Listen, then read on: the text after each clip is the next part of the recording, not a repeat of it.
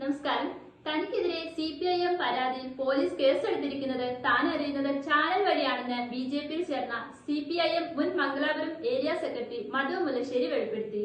സമ്മേളനവുമായി ബന്ധപ്പെട്ട് 7 ലക്ഷം രൂപ പോയെന്നാണ് ആദ്യം പറഞ്ഞതെന്നും അത് ഡിവൈഎസ്പിയുടെ മുന്നിലെത്തിയപ്പോൾ 1 ലക്ഷം രൂപയായി കുറഞ്ഞുവെന്നും മധു മുല്ലശ്ശേരി മാധ്യമങ്ങളോട് പറഞ്ഞു. CPIM ജില്ലാ സെക്രട്ടറി വി ജോയ്ക്കെതിരെ മധു മുല്ലശ്ശേരി തുറന്നടിച്ചു.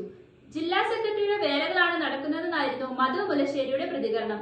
താൻ പാർട്ടിയിൽ നിന്ന് പോയതിനു ശേഷം ജില്ലാ സെക്രട്ടറിക്ക് വട്ടായി എന്നാണ് തോന്നുന്നത്.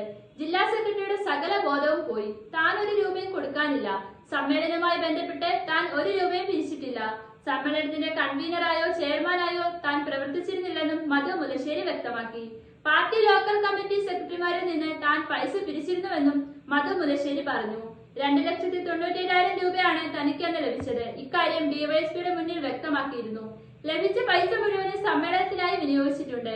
താൻ CPIMൽ നിന്ന് മാറി BJPയിൽ ചേർന്നതാണ് CPIMന്റെ പ്രധാന പ്രശ്നമെന്നും മധു മുല്ലശ്ശേരി പറഞ്ഞു. മറ്റു പാർട്ടികളിൽ നിന്ന് CPIMലേക്ക് എത്തുന്നവർ അവർക്ക് നല്ലവരാണ്. എന്നാൽ BJPയിലേക്ക് പോയ താൻ അവർക്ക് മോശക്കാരനാണെന്നും മധു മുല്ലശ്ശേരി പറഞ്ഞു. Devaswom board president PS Prashanth, AP അനിൽകുമാറിനുമൊക്കെ അവർക്ക് കൊള്ളാം. CPIMൽ നിന്ന് പോകുന്നവരെ എങ്ങനെ മോശക്കാരാക്കാം എന്നാണ് അവർ ലക്ഷ്യമിടുന്നത്. പാർട്ടിയിലെ നേതാക്കൾ പോലീസിനെ സമ്മർദ്ദം ചെലുത്തിയാണ് കേസെടുപ്പിച്ചത്. താൻ BJPയിലേക്ക് പോയതിൽ CPIM ഭയക്കുന്നുണ്ട്.